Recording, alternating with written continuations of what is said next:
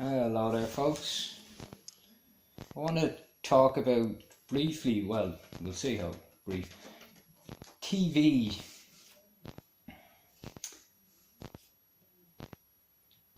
Terence McKenna, a guy who I'm very interested in. I'm going to bring you some of his ideas because I think they'll be quite popular amongst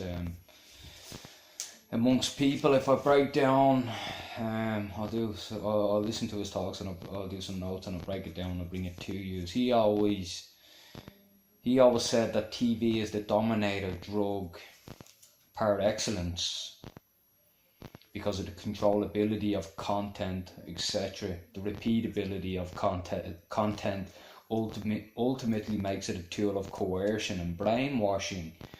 So I won't beat around the bush here. TV programs your mind. That's what it does. It programs your mind. 6 families own broadcasting channels. Own all the broadcasting channels. It's the same. It's the same in publishing as well. If you don't believe this, you can do the research yourself.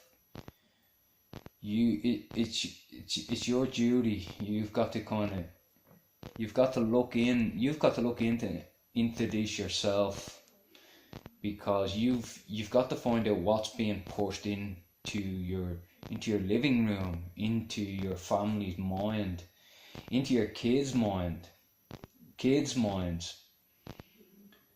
So you can do this research yourself. I think it's definitely necessary that you do that, because if you think it doesn't program your mind, watch yourself tomorrow when you're in work or when you're in college or listen to your kids. Are they discussing what they've seen on TV? Are you discussing with your friends what you've seen on TV? Because when you own the media, you can control what people discuss. So it is an incredibly powerful. I use that word a lot. It's a powerful tool because it can control and govern mass consciousness. And I'll just go into a little bit about how it works. I mentioned about different levels of consciousness in esoterics. There's earth, water, air, fire, and then there is the new mind. Earth being the lowest, new mind being the highest. And in science there is brainwave frequency, which go, they're the exact same. It's the exact same as the levels of consciousness. They just worded differently. Beta, alpha, delta, theta, and gamma is the new mind. Now, in meditation, you raise your frequency from beta to alpha, and in alpha you get a break from the constant chatter of your mind, from concepts and ideas, and from past, from future, from anxieties, from fears. You get a break from everything. You enter a state of no mind, where you are just totally in the present moment. And it's in that state of mind that you receive messages from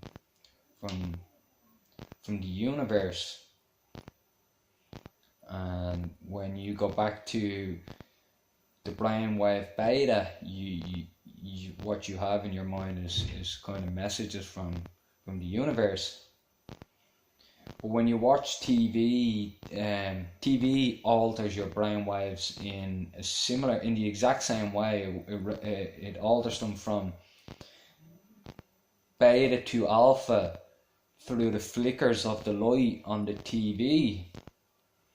So you enter the alpha state of no mind, where you're free from all the chatter and the future, the past, all concepts of the mind, except for it's being altered by technology, which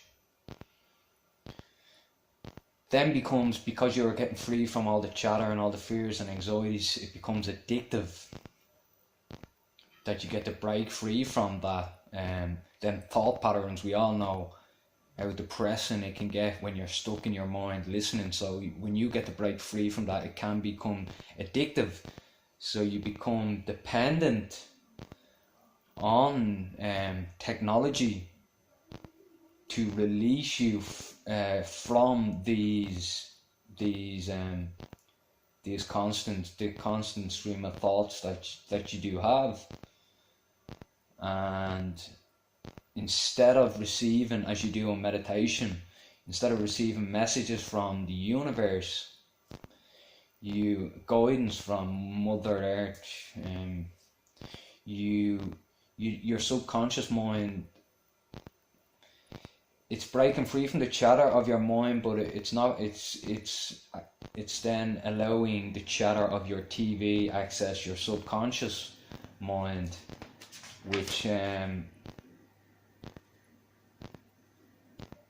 programs you essentially. It gets deep into your subconscious. So my point being is that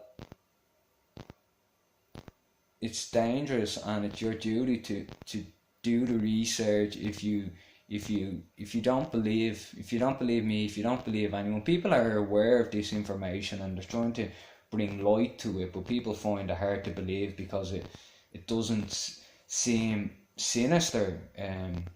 TV, and it seems quite safe, and it's used as for people to bond and families to bond. They watch things together, but you wouldn't let anyone into your home to teach your kids. You would do some research. If you were going to let someone into your home to teach your kids, you would do your research on them. You would look into their backgrounds and find out, are these reliable? So I think it's your duty to look into these 6 corporations who control the TV. See, are these reliable people? Is it possible that they could sway and manage and govern mass consciousness through television? Can they program you through television?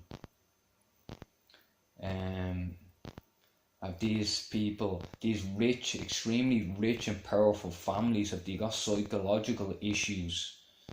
Have they got an agenda? It's if you're pumping this information into your sitting room, I think you should do some research. And I think if you do your research, you will get rid of that TV straight away, and you can understand now why it is most definitely an addictive drug. And my advice to people would be to get rid of it if it's possible, that is. And that's it really. Love and light to you guys. Have a good night. Don't watch too much TV. Tune in to me instead.